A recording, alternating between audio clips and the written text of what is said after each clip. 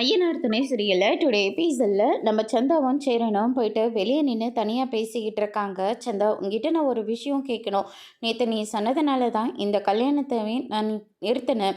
என்ன சொன்னாங்கன்னு எனக்கு ஒன்றுமே புரியல. என்ன ஆச்சு? ஏன் எல்லாரும் என்னை கலாய்ச்சிட்ருக்காங்க அப்படின்னு சொல்லிட்டு சேரன் கேட்டுக்கிட்டு இருக்காங்க. என்ன நடந்துச்சுன்னு உங்களுக்கு புரியலையா?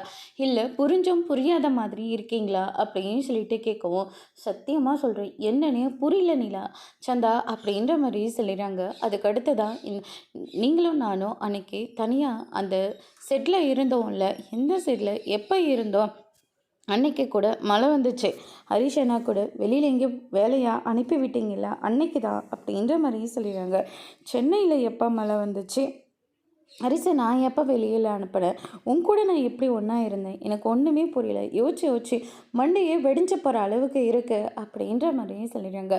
அப்படின்னா நீங்கள் என்ன சந்தேகப்படுறீங்களா? நான் சொல்லுது நீங்கள் நம்பலையா அப்படின்னு சொல்லிட்டு கேட்கவும், ஐயையோ அப்படியெல்லாம் ஒன்றும் கிடையாது, நான் ஒன்றும் சந்தேகம்லாம் படலை, நான் ஒன்று எந்த டவுட்டையும் நான் கேட்கல, சரியா? ஆமாம், நான் தான் உன் கூட ஒன்றா இருந்தேன் அப்படின்னு சொல்லிட்டு எல்லாத்தையும் ஒத்துக்கிறாரு. அதுக்கு அடுத்ததாக சேரன் மண்டியை போட்டு பிச்சுக்கிறத சந்தா பார்த்து பயங்கரமாக சந்தோஷப்படுறாங்க. நான் உங்ககிட்ட பொய் சொன்னேன். இந்த கல்யாணத்தை நிறுத்துறதுக்காக தான் நான் இப்படி ஒரு பொய்யே சொன்னேன். அதனால தான் இந்த கல்யாணமும் நின்றுச்சு. ஏன் நீங்கள் வந்துடுவீங்கன்னு எனக்கு தெரியும். ஆனால் வராமல் போனீங்கனாலேயும் இந்த மாதிரி ஒரு பொய்யை சொல்லி தான் இந்த கல்யாணத்தவே நான் நிறுத்தியிருப்பேன் அப்படின்னு சொல்லிட்டு சந்தா சொல்லிடுறாங்க. இதை கேட்டோன்னா அவருக்கு சந்தோஷம் தாங்கிக்க முடியல. அதுக்கு அடுத்ததாக பார்த்திங்கன்னா, என்ன சந்தா இவ்வளோ பெரிய விஷயத்த ஈஸியாக சொல்லி முடிச்சுட்டு தம்பிங்களை என்னை என்ன ஓட்டெல்லாம் ஓட்டிகிட்டு இருந்தாங்கன்னு தெரியுமா அப்படின்ற மாதிரி நம்ம சேரன் சொல்லிட்டு இருக்காங்க. அதுக்கு அடுத்ததாக பார்த்திங்கன்னா, எனக்கு என்ன பண்ணுறதுனே தெரியல. எவ்வளவோ சொல்லி பார்த்துட்டேன். ஆனால் இந்த கல்யாணத்தை இவங்க யாரும் நிறுத்துகிற மாதிரியும் எனக்கு தெரியல. அதனால தான் நான் இப்படி ஒரு பொய்யை சொன்னேன். என்னை மன்னிச்சிடுங்க. பரவாயில்ல சந்தா, நீயும் நானும் ஒன்றா சேரணுன்றதுக்காக தானே நீயே உன் மேலே தப்பு இருக்கிற மாதிரி காட்டிக்கிட்ட. அதில் எனக்கு எந்த வருத்தமும் கிடையாது அப்படின்னு சொல்லிட்டு நம்ம சேரன் சொல்லிட்டு இருக்காரு. அதுக்கு அடுத்ததாக பார்த்திங்கன்னா, இந்த சைடு நம்ம பல்லவனுக்கு தண்ணி ரொம்ப தாகமாக இருக்குது.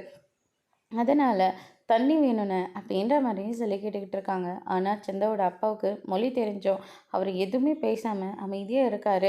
அதுக்கு அடுத்ததாக பார்த்திங்கன்னா, நம்ம பாண்டி இருந்துட்டு ஆக்ஷன் மூலிமா தண்ணி வேணும்னு சொல்லிட்டு காட்டுறாங்க.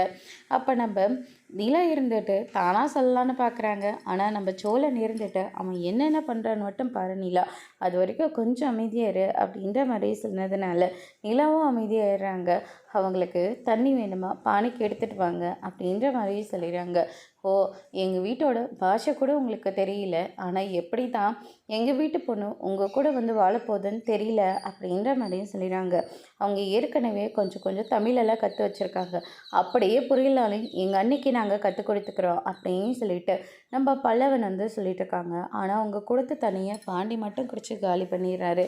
அதுக்கு அடுத்ததாக பார்த்திங்கன்னா, மறுபடியும் நம்ம சோழன் இருந்துட்டு ஒன் மோர் தண்ணி கேட்குறாங்க. ஆனால் அந்த தண்ணியும் பல்லவனுக்கு கொடுக்காம நம்ம சோழனையும் குடிச்சிடுறாரு. சந்தா, இந்த விஷயம் நீயே தம்பிங்க கிட்ட சொல்லிவிடு, என்னை என்ன ஓட்டு ஓட்டுறாங்கன்னு தெரியுமா அப்படின்ற மாதிரி சொல்லிடுறாங்க.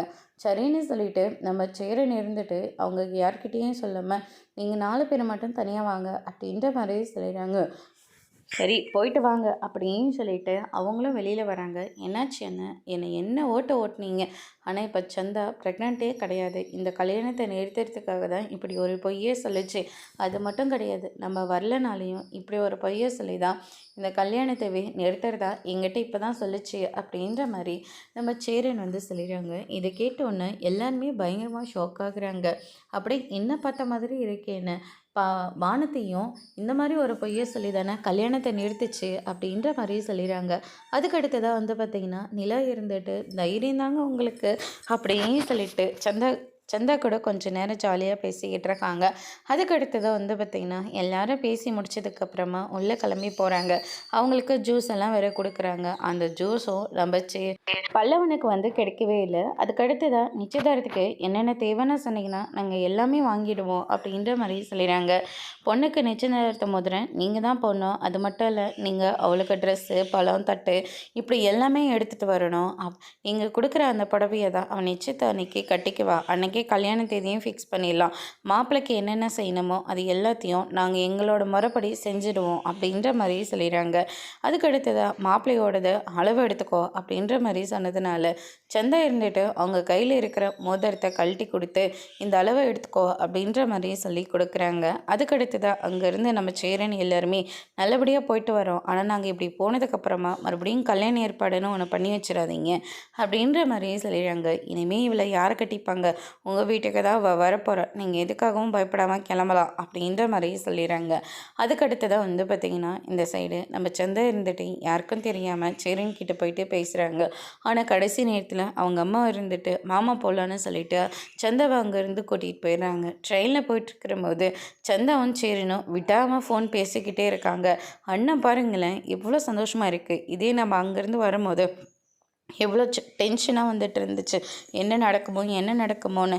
ஆனால் இப்போ அண்ணனோட முகத்தில் பாருங்கள் எவ்வளோ சந்தோஷமாக இருக்குல்ல அப்படின்ற மாதிரி சொல்லி, எப்போ பாரு அண்ணன் நம்மளை பற்றி மட்டும்தான் நினச்சிட்ருக்கோம்.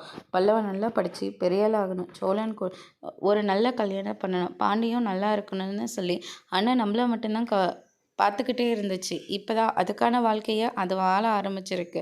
இது கூட ஒரு விதத்தில் நல்லா தான் இருக்குல்ல அப்படின்னு சொல்லிட்டு பேசிக்கிட்டு இருக்காங்க. அதோட இன்னைக்கான எபிசோட் முடிச்சிருக்காங்க. இனி ஐயனார் துணை சீரியல்ல அடுத்தடுத்து என்னெல்லாம் நடக்க போகுதுன்றதை வெயிட் பண்ணி பார்க்கலாம். தேங்க்யூ.